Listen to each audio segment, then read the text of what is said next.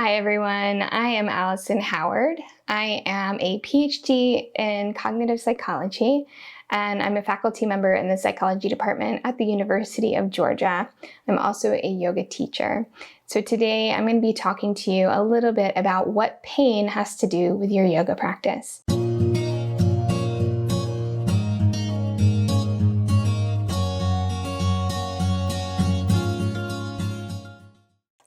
How is pain related to yoga? How are these two things even anything to do with one another?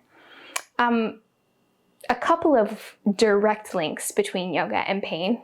First of all, acute experiences of pain or discomfort and yoga are frequent. You go to a yoga class, you're in a yoga pose that doesn't feel all that nice after about the 10th second that you're in the pose, and you continue to hold that pose. This is an aspect of our practice that new yoga students might not immediately recognize as just part of being in a yoga pose. People that suffer with chronic pain may have a very strong reaction to being in a situation of discomfort. And it may be the case that a person comes to a yoga practice with some predisposition towards experiencing pain more or less severely. So yoga can teach us to discern the differences between pain and discomfort. You'll often hear people talk about yoga pain, right? The idea that this is a normal part of being in the practice for some practitioners, and that it is not a signal that you are doing something wrong, that your body is wrong, that you are wrong. Sitting with discomfort, right? Then we also have the relevance of chronic pain to yoga. And many people come to a yoga practice because they have gotten a recommendation from a doctor or from a friend that told them yoga would be beneficial. We also have yoga practitioners that have been practicing yoga for decades and decades and have accumulated injuries, discomfort in the body directly related to their yoga practice. So many people in the context of teaching or taking yoga may cope with acute or chronic pain. And the question is, how do we interpret this experience? How do we know the difference between pain that is potentially damaging and pain that is just part of sitting with discomfort? How can we modulate our pain experience? How can we change it? How can we have a different experience or a more enriched experience of pleasure and pain on the yoga mat? So what is pain? We haven't even defined this idea of pain yet. We have a definition here from the International Association for the Study of Pain, and it goes like this: an unpleasant sensory and emotional experience associated with or resembling that associated with actual or potential tissue damage. All right, there's a lot there. It's a big mouthful, but I want to point out a couple of things here. The sensory and emotional component of this definition. So right out of the gate, the IASP is saying that your experience of pain is in part related to emotions. It's in part related to your sensory input, but also in part related to emotions. The other thing that they say right out of the gate is that it is associated with actual or potential tissue damage. Actual or potential. Now that is a revelation, because what that says is that you don't actually have to have damaged any tissues to be in pain. It can just be potential tissue damage and you're already in pain. And we'll see an example of that in a moment. A few bullet points here that demonstrate some important qualities of pain. Number one, pain is subjective. And what that means is that your experience of pain is your own. Only you understands what it is like for you, and that is contributed to by all of your past experiences, by the state of your body's tissues, all of your stressors, and all of your joys in life have contributed to your experience today, and only you knows what that's like. I can't look at you and know what kind of pain you are in, and you can't look at me and say the same. So your experience of pain is your own. The second bullet point says that pain is never purely physical. There is no experience of pain that I could point to and say that is only about damage in your tissues. Every single experience of pain is contributed to by your emotional experiences. So even something like a broken arm has some contribution from the emotions that arise as a result of that broken arm. People think emotion and they think, oh, then the pain is all in your head. What this definition of pain states is that every single painful experience has a contribution from emotion. And the last bullet point is that pain is real no matter what is causing it. No matter what's causing it. If it's in your head, if it's in your tissues, it doesn't matter. Pain is real no matter what is causing it. So this idea that we can somehow separate out emotional and physical pain, it gets really blurry. There's not a clear distinction between what is physical body and what is emotional, what is mental, right? What is biological and what is psychological. The two are highly intertwined. And your experience of pain is also really, really complex. There's a really fantastic article from Psychology Today that I will provide along with the workshop materials for this course. And it talks about a tale of two nails. These two nails are one nail in the boot and another nail in the face.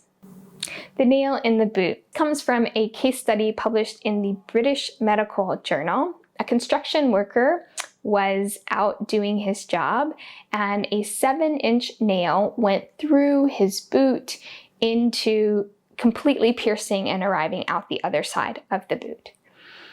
The construction worker was in excruciating pain, screaming. Every small movement that they made was absolutely agony. They're taken to the hospital. The boot has to be completely cut off of the foot. The person is anesthetized for this because the pain is so overwhelming and the person cannot cope with that amount of pain. And when they cut into the boot, what do they discover? This nail has actually passed in between two toes. There was no tissue damage, absolutely zero tissue damage to this person's foot. And yet they were in excruciating pain. So at this point, you might be kind of rolling your eyes at this idea, the thought that, oh, he just, lost it and panicked and his emotions got out of control. I want to remind you of what we said on the previous slide. Pain is real no matter what the cause. In the case of this individual, their pain was so excruciating they could not move. It was overwhelming in the body. And that experience felt extremely real because of the brain's interpretation of what was happening in their tissues. They felt excruciating pain. The second case study came from psychosomatic medicine. And this was another construction worker. So apparently working construction is a really dangerous job to be in. This individual accidentally discharged their nail gun. They didn't know where the nail had gone. They were working and thought, well, that was close. I guess I didn't get hurt. Thankfully, that everything was fine. And 6 days later, they decided, maybe I should go see a dentist. Something doesn't feel quite right. They had a nail that had gone into their mouth between the teeth and the gums and lodged itself up through the sinus. They didn't feel it. They didn't feel anything. No pain whatsoever. Massive amounts of tissue damage. Right? You have a nail in your head and no pain whatsoever.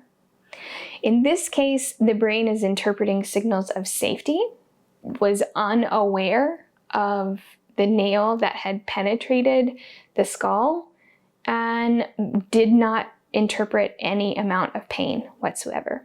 So these are very extreme cases in which the interpretation of the brain has some impact on the pain experience of the individual. All right, so pain is an alarm. Pain is an alarm. I'm going to show you later in some of these slides a link to a guidebook for the pain experience. And this idea of pain being an alarm comes directly from that guidebook. It's a really valuable resource for anyone who copes with pain on a regular basis. The idea here is that pain is an alarm mechanism to let you know that something is going wrong in the body or something soon might go wrong in the body. You are in danger or you might soon be in danger, according to the interpretation of the brain. What pain does not tell you is where the danger is coming from, what the danger means, and what is about to happen. So pain is a really effective alarm for letting us know that something is about to go wrong, potentially, but it doesn't tell us what, and it doesn't tell us why. It doesn't even really tell us that something is wrong. Imagine a smoke detector or a security alarm in your house starts going off, but it doesn't tell you anything about location or the reality of what is about to happen because of that alarm. It's just an alarm. And that alarm might be relevant to lack of sleep or a lot of stress. And it might not be relevant at all to damage that is happening to the tissues or misalignment of tissues.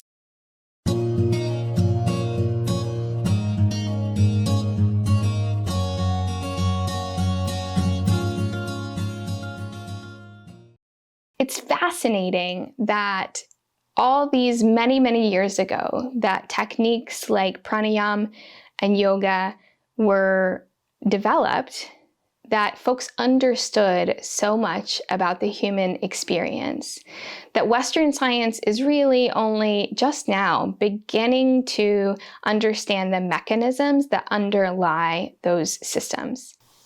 There's this really fabulous quote from Pema Chodron. And she says, instead of asking ourselves, how can I find security and happiness?